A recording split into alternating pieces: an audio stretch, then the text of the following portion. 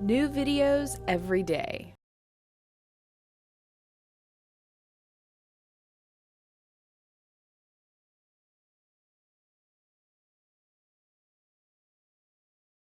Hi, this is Dr. Vincent Bellonzi.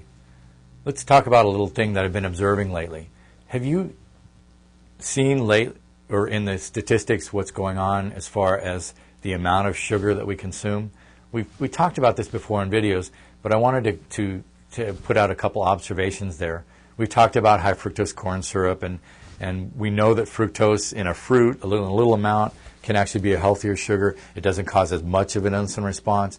But when you concentrate anything, either fructose or sucrose, things that are not seen naturally, then we're going to have a problem.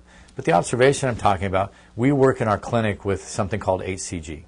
It's human chorionic gonadotropin. It's a hormone. It usually is only seen in the human body when a woman is pregnant. It's produced by the fetus. You really only see HCG when cells are dividing, and this can be a bad thing. We can track problems with HCG, but normally you're going to see HCG only from a fetus, and the fetus is going to sustain the pregnancy with it.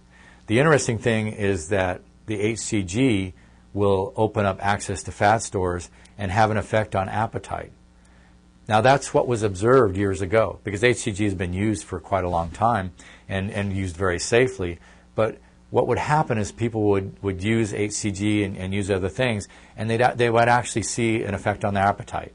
And what would happen is they would find that their appetite was almost reduced to nothing because they had access to this fat in their system, and their brain would read that, and that's what should normally happen. If we want to talk about intuitive eating, if the body knows there are nutrients there, then what it will do is it will, in a sense, take a reading on that and notify you that you no longer need to have hunger because it has what it needs. But recently what we've been finding is that so many people, whether we're using HCG or other methods, especially for weight loss, are just stuck in this thing where they have such strong cravings. And what I've seen time after time is we've gotten used to using what scientists are now calling cytotoxins. I want to stick with sugar, but there are many things that stimulate a response, whether it's MSG or, there's many chemicals out there that are used in foods and in other places to stimulate a response in your body. The problem is you stimulate very strong responses, and you're not going to get the same thing that you would have gotten as far as how things taste or using real food. But getting back to sugar, people are taking in so much concentration of sugar that they are being overstimulated in a sense. And the observation I've seen, what we used to see is a normal loss of appetite when people eat correctly. When they eat good food or when we use the HCG, people would lose their appetite. Present day, with people eating so much of the sugar, I'm finding that if we reduce their caloric intake or we're doing something else with them, is they keep thinking they need more. For example, if you eat a bunch of bread, your body keeps telling you to eat in a sense because it hasn't had any nutrients that can register. But the thing is, when we're used to see a loss of appetite, now we're seeing that people have this overstimulation, this addiction to sugar, this need to take in high levels of carbohydrates because the body's so used to it, and it's perhaps harder for people to lose weight than ever before because they can't get away from this need to take in so much food because they've been overstimulated.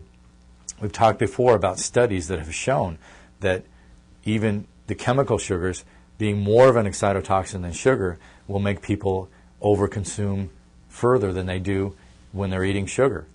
But the point is that this high intake of concentrated processed foods drives people over the edge and makes them function different physically and function different mentally. I believe we have more mental problems because people are overstimulated. We can talk about overstimulation from TV and everything else, but people are simply putting things into their body that cause an overstimulation. And then you become like an addict trying to get off drugs. So be careful what you choose to put in your own body and how much you try to stimulate yourself. We can talk about sweet things or spicy things, but there's such a higher level of sugar intake than ever before in this country. And we have to look at the fact that we're higher in obesity than we've ever been. You know, the lowest statistics show us 60% obese, where we used to be much less. Some statistics show as high as 85% of the American public is obese, not just a few pounds overweight. That's serious. We've got more and more diabetics, and it's so common people don't even think of diabetes as something serious, but it's extremely serious. But the thing is, we've kind of driven ourselves to that level of necessity or addiction to things that will stimulate us even more. When if you turn it the other way, if you get away from the sugar and you start using real food, it begins to have taste again. And then you will eat the more nutrient-dense foods, and you'll be able to get a situation where you can eat well, be satisfied, and perhaps use more of your intuition. But again, as I've observed in the clinic, present day, we have so many more people that have to use different drugs and things to deal with their cravings, and it just makes more and more of a problem in trying to control weight and trying to control how the body functions. So be more aware of the kinds of things that you're taking in. I know you may think that the sweet stuff and the salty stuff and all this overstimulation makes food taste better, but food isn't bland if you aren't overstimulating. And again, I want you to eat nutrient-dense foods. We need nutrients. That's the reason that we eat. It's not that you can't enjoy your food, but you don't need so many sauces and seasonings, and you don't need to get food to a point where it's unnatural anymore. Really getting back to natural foods. Occasionally enjoy something that's a little more stimulating, but you don't need this constant stimulation. Your body needs to be able to get the nutrients and relax and be able to do repair and go through different stages. So just an observation, but I want you to be able to find health, and I don't think you can do that if you're taking these high concentrations of things, especially high concentrations of sugar. Your carbohydrate intake should primarily be from vegetables. That's what we know. You can get all the sugar you need out of fibrous vegetables, maybe a little bit of whole fruit. We need to be careful of how much we do in the way of juices or even smoothies.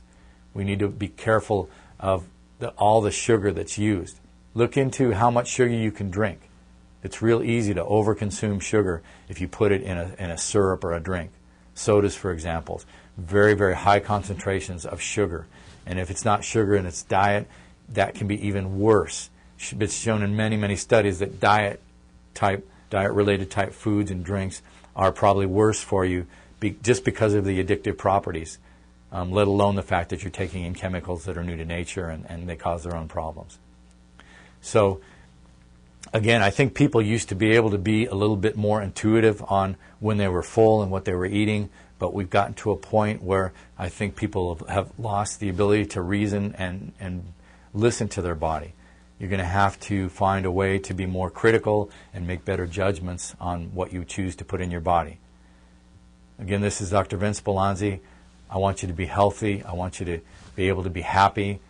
The mind-body experience should be something where you can enjoy life, and it's pretty hard to enjoy life if things don't function correctly. So, hope this helps. Be happy, be healthy. We'll see you again. There are over 350 videos on our channel, and I doubt you've seen them all. And the topics range from weight loss, nutrition, sexual health, all the way to psychology and mind control, and anywhere in between. And I think if you check them out, you're going to find some really interesting stuff.